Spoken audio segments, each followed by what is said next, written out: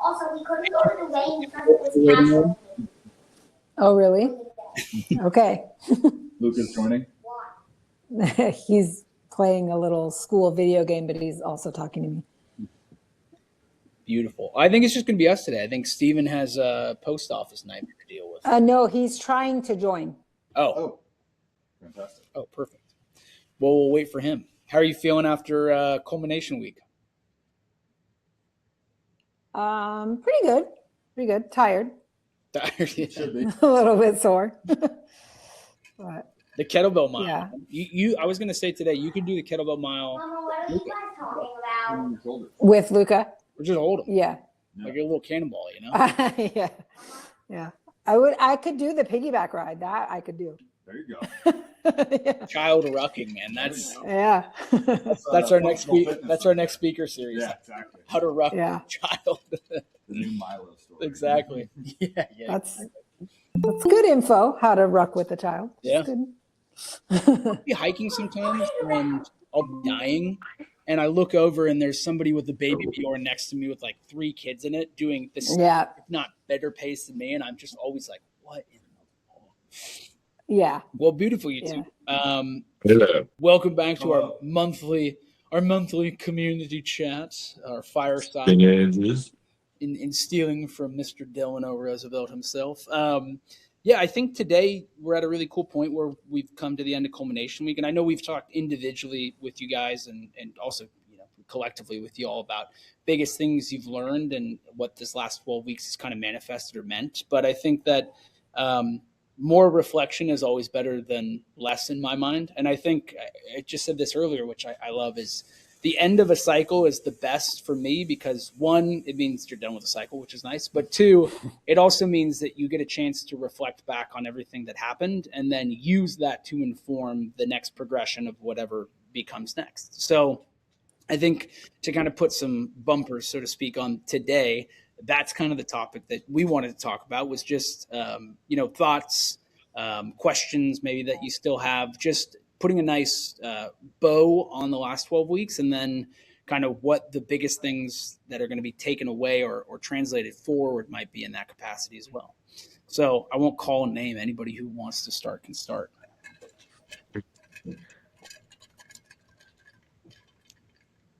Oh, I'm distracted. I've got a cat. I've got a cat down here, so Well, it's hard for me to concentrate. Go ahead, Roy. sorry. Oh, Roy. Just, Insane. just so just how we felt about the whole session cycle. Yeah, just thoughts on the last 12 weeks or Yeah. anything that shifted. I think, you both have been here for almost, 9 months now? So, Since day one. yeah, I think, day oneers over here with the Compass Strength. So, in that evolution of this last cycle, like what in the last couple weeks, what are the big things that kind of have jumped out to you? Okay, yeah, Stephen, you go. Oh, okay. I'm beginning to get to that attitude that you talked about before about like it becoming like a job, like something you just go in there and you do it. Do you remember that? Do you remember that particular? Yeah, I always think in a joking way because I can't help it, but my favorite is the Looney Tunes of the coyote and the sheepdog who punch the card and they go into work. And, whatever the day's going to be, the day's going to be, but the non-negotiable of punching the card is the big thing. And I think definitely like that's something Matt and I observed, like this cycle had ups, it had downs, it had middles, and it's like that increasingly, if you can start to dissociate the emotions from those individual pieces and just see the journey collectively as, hey, I did it for 12 weeks or, in your case, not to overshare, but like I persisted through the 12 weeks. Like that's a really, admirable thing that I think to your point does come from more of an attitudinal or an emotional shift than a physical one, so to speak. Right. And also having enough experience to have context around the reality of what weightlifting is.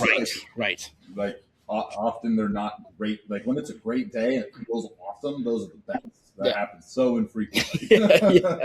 Yeah. And so just being able to punch the clock, no matter how you feel, and being able to, what we talk about, Sean and I talk about a lot, is like the middle path where you don't want to be reliant on the high highs or limited by the low lows, but I have the maturity and the experience to bring myself up when it's not the best day, and potentially bring myself down when I'm overexcited, so that I can stay focused and dialed in and achieve whatever, punch the clock, whatever's on the board. Yeah. And and it's kind of made me a little more diagnostic too. Fantastic.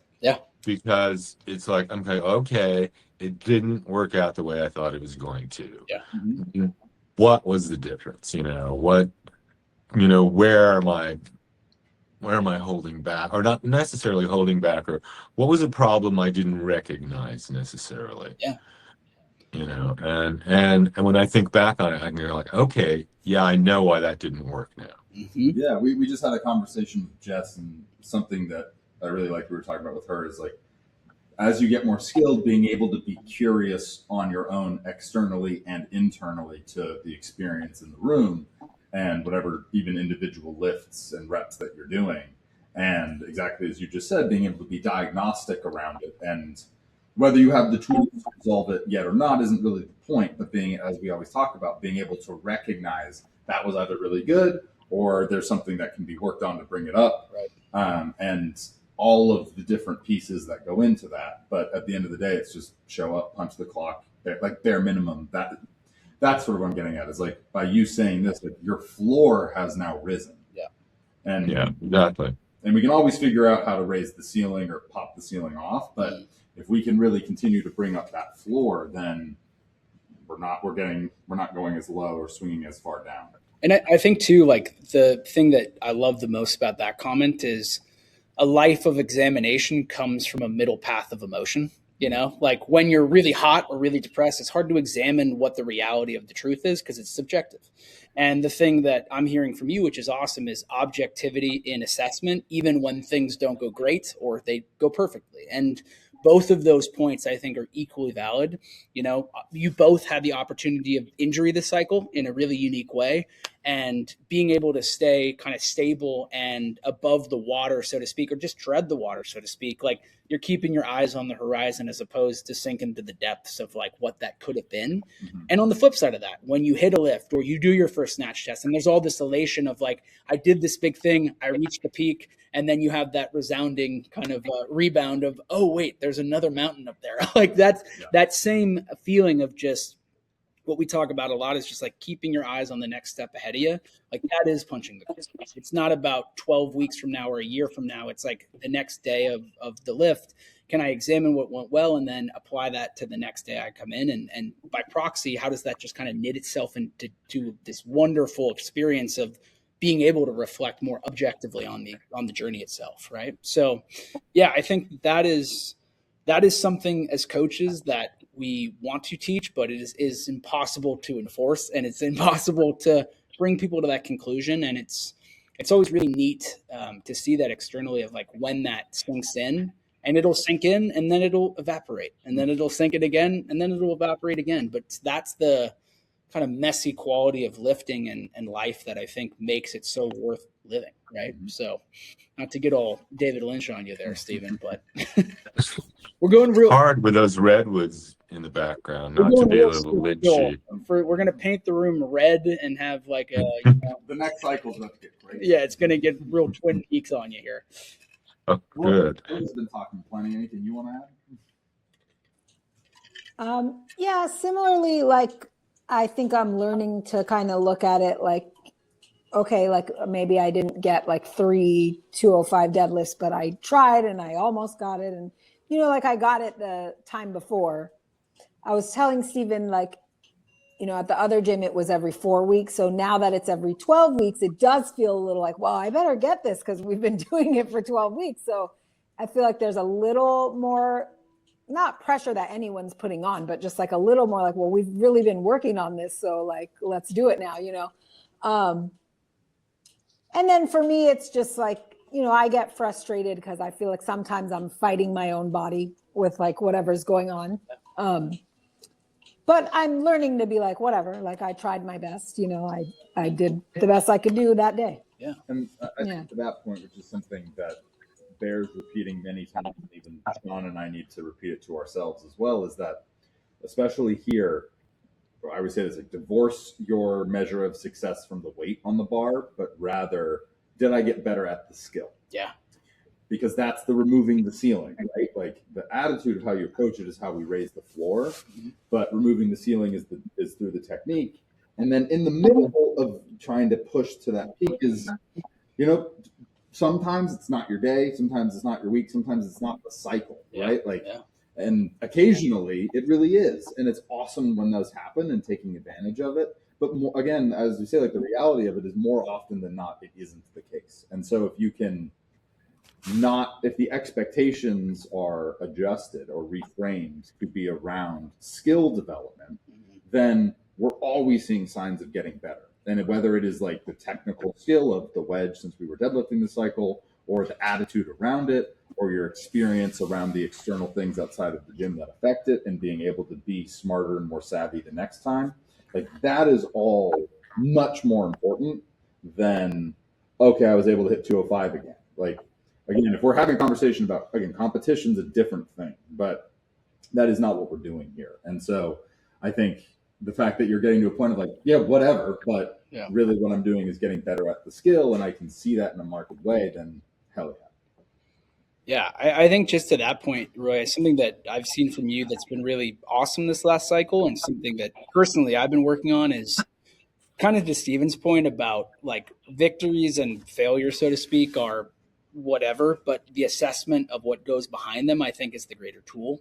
And like, I think about that in a lot of frameworks. Weightlifting just helps me because it's so much more visceral, I guess, or, immediate. But in all avenues, like I think about that in art. Like, is it better to be fantastic on stage one night, but have no idea why you were fantastic that night, just to be really kind of confused and lost in the weeds when it doesn't go that way again? Like, that's something we talk about a lot in all avenues, but like the technical skills that you can acquire not only start to shave off the really high highs and really low lows to find a really nice kind of mealy middle path, but also there's more satisfaction in it because it's not, hey, it was a good day. I don't really know why it was a good day, but I lifted 205 to, hey, this was a kind of okay day, but I was in control of the process the entire time. And I know, and this is the big one, when I have a good day, when I'm slept, when I've eaten, when stress is reduced, I have those tools and I can blast the ceiling off this motherfucker, and that's a really fun feeling. And if nothing else, like to use the analogy for performance, like, at the very, and because you are now a stage performer by proxy, that like, it's not even at that point about one performance, it's about accumulating skill and then attaching that to repetitions as well, which is something that the next cycle is really now an exciting opportunity to say, I have this greater understanding of self and putting these skills into practice.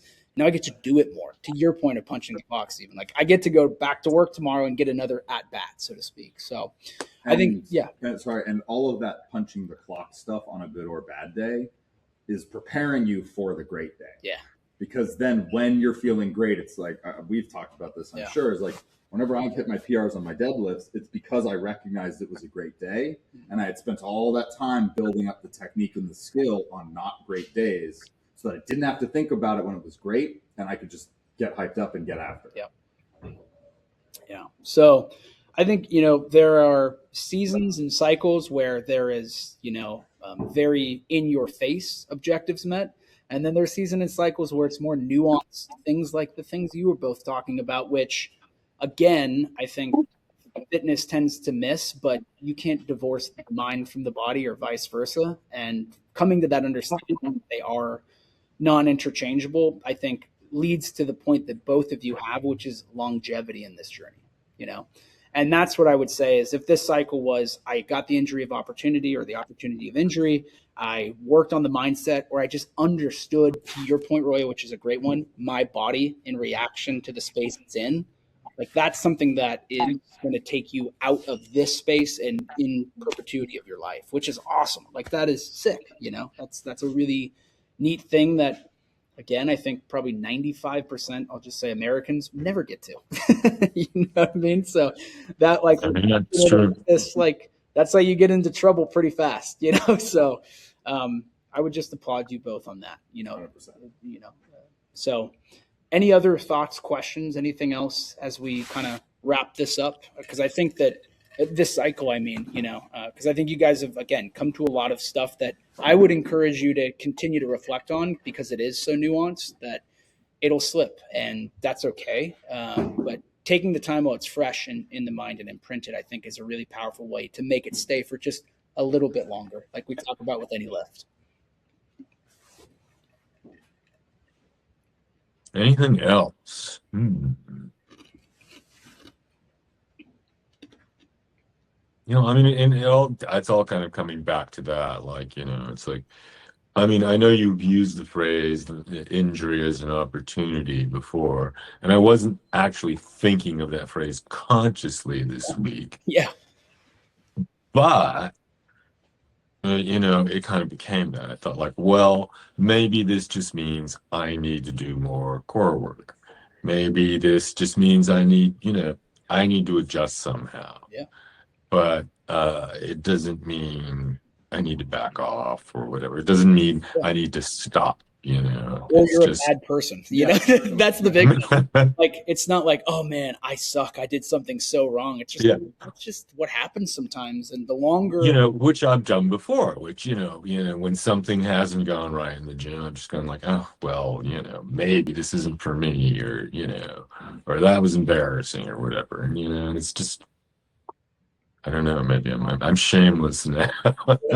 Well, like, ultimately, I think the thing too about lifting is, like, in one way, it's very important for, like, longevity and health, and in every other way, it's super not important. Like, yeah, like the lift that you're training for doesn't really matter. It's all arbitrary. It can be the kettlebell mile, it can be a deadlift, it can be a snatch test, it can be a press, whatever. Yeah. It doesn't really matter. And so, like yes, doing something is very important. What you're doing doesn't really matter what, as long as you do it. And so I think also about the gift of injury, the opportunity of injury, is that minimum what it does is it forces a lateral shift. Yeah. And so it's like, okay, maybe this stuff, what we've been working on, isn't accessible right now, but we've got all this other stuff we need to go and explore. And we need it. It would need to happen eventually.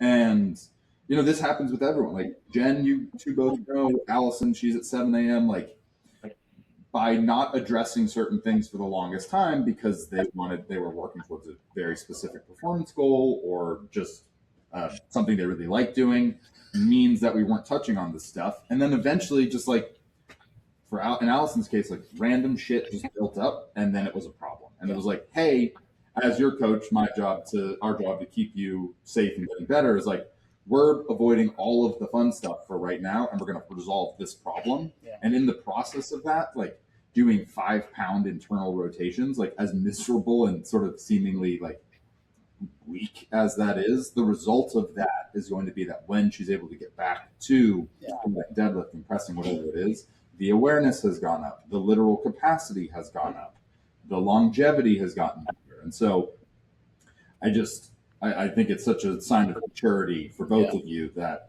the injury is an opportunity to grow, and if you can approach it that way and really consider it that way, the opportunity of growth is even greater, and that ceiling gets pushed and pushed and pushed. And I think just to add to that, just to add to your analogy of work or a job, this is a job that you can never be fired from. You can only quit. So like, that's also takes a lot of pressure off. Like, nobody's ever going to come in and be like, you've underperformed this last quarter, your numbers are down, so we're going to be firing you or letting you go from the company. It's like, you don't have to deal with that pressure. Like, it's just, you know, perform at the level that you can and take the wins from that, and just don't quit the job, and the job will pay you back in return, you know? And I think that's also something that can feel very foreign. I know it did for me for a lot of time, because everything, art and everything else, became a performance goal for me. And when I realized that I was doing it, one, for myself, but two, like, I wasn't in fear of like being fired from the position, gave me a lot of freedom. Just be like, I just need to show up. That's the bare minimum, you know? And then within that, just take the opportunities and mature to the point that I can take lessons from that. So I'm not just constantly frustrated. And I think that, again, is whether it's in this space or in any other space, or kettlebells in the parks or wherever, or lifting Luca on a piggyback ride up the side of Mount Baldy, like that's going to serve you really well in those places. That's Roy's next goal for next quarter, by the way, Steve. Yeah, good one. Mm-hmm. Well, beautiful. Yeah. How are you going to train for that, Roy? Just Snatches, of course. Yeah, convert. It has begun. that's a herald. Well, I think a lot of farmers carries will help too. Yeah. yeah. Touched on that today. That's for sure. Well, yeah, I'm just really excited for you guys to, apply this lens to the next 12 weeks. And I think that, again, that's the way to think of it. This is just another filter to put on the camera to continue to take the pictures that you want to take, and want to share with yourself and others and everything in between. So, I think congratulations. Everybody, if they lift long enough, comes to this point. Mm-hmm. And the ones that make it through this point are the ones that lift forever. And I know that that's the major goal for both of you. So congratulations. You have now ticked off a major kind of milestone in that path. Yep. So last point of reflection before we let you go is, I always say this, the best thing to do after a cycle is to celebrate. So one thing you're going to do this weekend to celebrate the accomplishment of punching into work for 12 weeks. Well, I've already started my celebration. I love it. I would expect nothing less. Yeah, but we have a nice weekend of art planned, so I love it. Still, I love it really it. matters right there. I like it. True. Yeah. That matters a lot more. Yeah. than what we did. Yeah. Roy, how about you? Well, I'm going to have donuts and pizza at Luca's birthday party. Oh, yum. Bang, bang, baby.